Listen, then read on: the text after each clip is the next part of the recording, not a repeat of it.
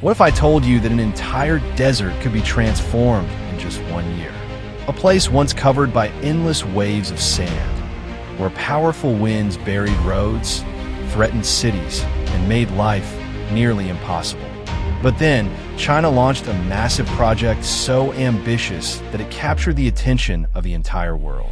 Using advanced engineering, cutting-edge technology, and an enormous workforce, billions of tons of sand were brought under control in an effort to fight desertification and reshape the landscape. How do they do it? What machines were used? And can a project of this scale really change the future of one of the world's largest deserts? In today's video, we'll take you deep inside China's incredible desert transformation project and reveal the astonishing results that amazed the world after just 1 year. Welcome to Megatech, where we explore the world's most incredible engineering achievements, mega projects, and technological breakthroughs. Summer temperatures can soar above 40 degrees Celsius, while winter can drop below 20 degrees Celsius, and sandstorms can strike anytime without warning. This extreme climate, along with deforestation and excessive groundwater extraction, has led to desertification spreading across northern China. In response to this crisis, the Chinese government initiated the 3 North Shelter Belt program, known as the Green Great Wall, in 1978. The program consists of a vast network of forests, windbreak belts, and ecological lakes covering over 4,500 kilometers across northern China. The ambitious goal is to plant 35 million hectares of new forest by 2050, significantly increasing the country's forest coverage. To implement this billion-dollar program, I saw that Chinese engineers utilized satellite mapping and drones to carefully survey the terrain and analyze environmental factors. Designed a massive grid system using straw checkerboards laid diagonally across the sand, with each square measuring about 20 by 20 feet. From an aerial view, the land resembles a gigantic checkerboard of golden squares extending to the horizon. Yet this is the result of an extensive engineering effort. I transported millions of pounds of straw hundreds of miles into the desert, facing challenges like soft sand and the absence of paved roads. Once on site, I worked with teams to dig trenches and lay straw in precise patterns under extreme heat, where every movement felt like a struggle against exhaustion. The straw grids not only stabilize the shifting dunes and slow the wind, but also create microzones that allow moisture to persist, enabling the beginnings of planting. Machines to drill small holes at the center of each square, preparing the soil for drought-resistant species like saxaw, desert poplar, and red willow. The seedlings, nurtured in nurseries, are transplanted into these holes, positioned precisely so their roots are just below the surface, protected by a straw layer. I add water and compact the soil around the seedlings to ensure their roots connect with the moist layer beneath, while the straw grid continues to reduce evaporation and prevent erosion. As time passes, the straw decomposes, creating an organic blanket rich in nutrients that feeds the developing roots and encourages them to extend deeper into the soil.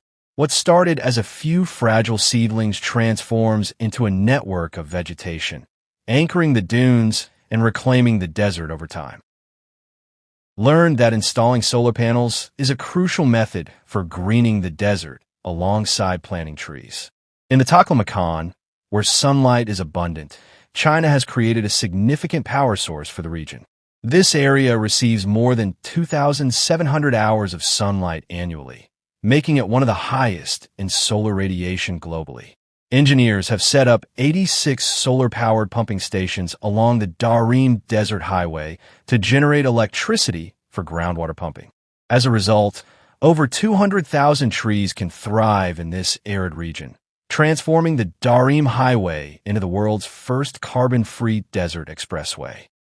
Have observed that the solar fields are elevated about 2 meters, which allows air circulation and supports plant growth beneath the panels. The shaded soil retains moisture and coolness, fostering species like licorice and hawthorn, thus creating green zones under artificial light. In Taklamakan, solar energy goes beyond simple utility. It symbolizes hope for environmental renewal and transforms the desert into a vast ecological laboratory. I have witnessed how sunlight, technology, and human determination converge to turn a once hostile environment into a thriving ecosystem. With solar panels and thousands of heliostat mirrors, I see the sun itself becoming a source of life, as its reflected light heats molten salt to extreme temperatures for energy production.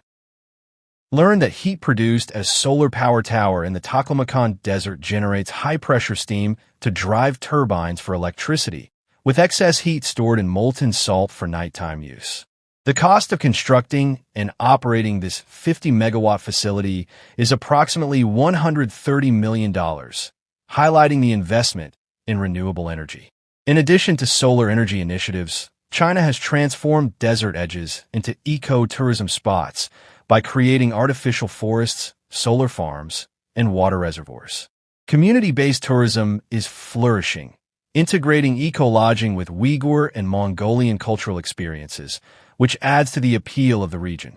Travelers can experience camel-riding tours across the desert, ranging from 2 to 5 hours, for prices between $40 and $120, enhancing the tourism offerings.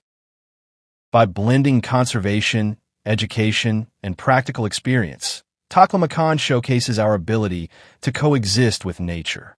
To create this tourist destination, infrastructure, such as construction and roads, had to be developed by the Chinese.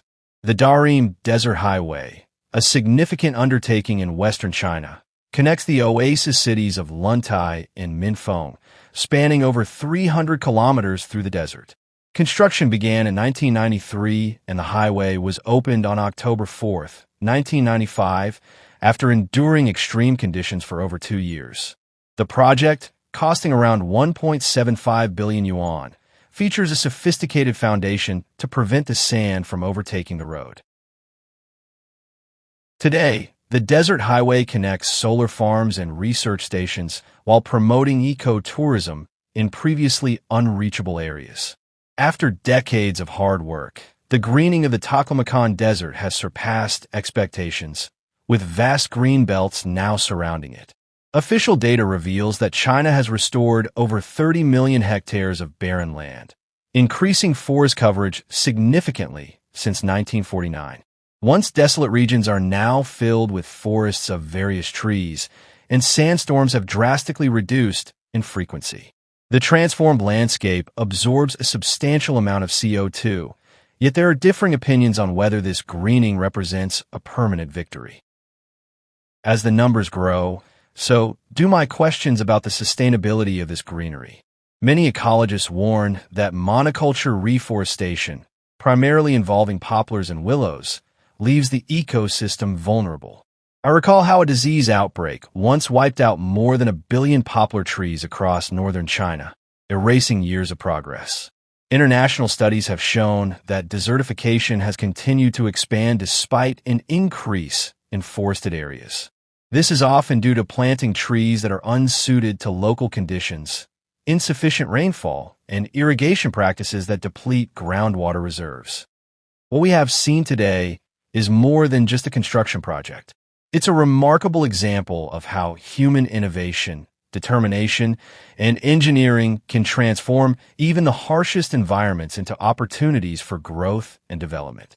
From endless dunes and powerful sandstorms to thriving infrastructure and greener landscapes, China's ambitious desert transformation project has captured the attention of the world and sparked new discussions about the future of desert management.